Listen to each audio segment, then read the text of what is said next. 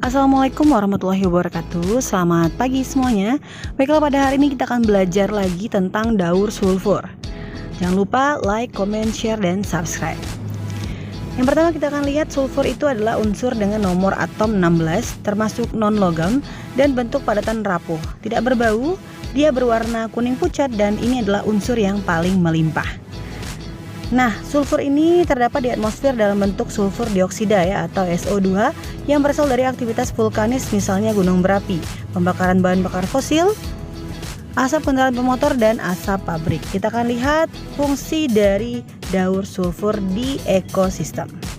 Fungsinya ada 3, yaitu peran dalam keseimbangan lingkungan, ketersediaan nutrisi bagi tanaman, dan keterlibatan dalam proses biogeokimia. Sulfur ini sangat memiliki manfaat penting ya bagi tumbuhan. Kita akan lihat fungsinya bagi tanaman atau tumbuhan. Yang pertama, menghasilkan protein, asam amino, vitamin, minyak, lemak, dan juga enzim.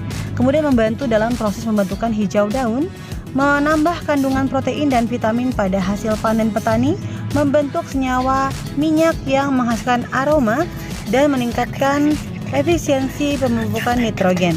Yang terakhir, penting dalam proses pembuatan zat gula.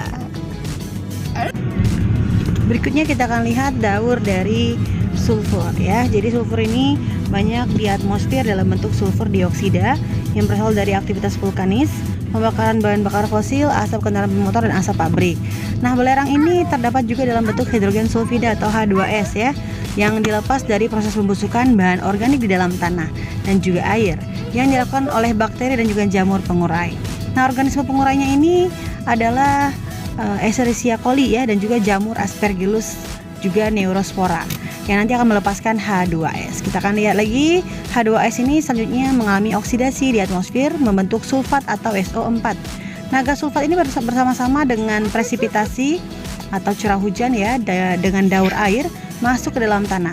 Jika kandungan gas sulfat di udara terlalu tinggi, presipitasi yang dihasilkan akan sangat asam. Hal ini dikenal dengan hujan asam.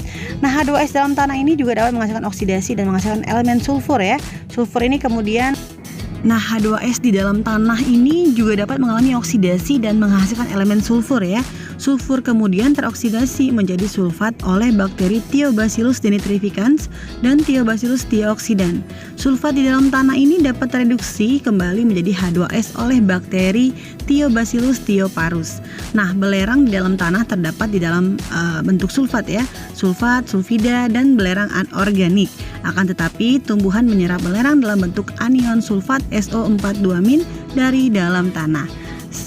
Sebenarnya dalam daur biogeokimia ini ya, kata kuncinya adalah apabila dia berasal dari makhluk hidup, dia akan menghasilkan senyawa organik. Apabila sudah diuraikan, maka dia akan menghasilkan senyawa anorganik. Nah, yang anorganik ini dimanfaatkan untuk tanaman. Terima kasih, saya akhiri. Wassalamualaikum warahmatullahi wabarakatuh.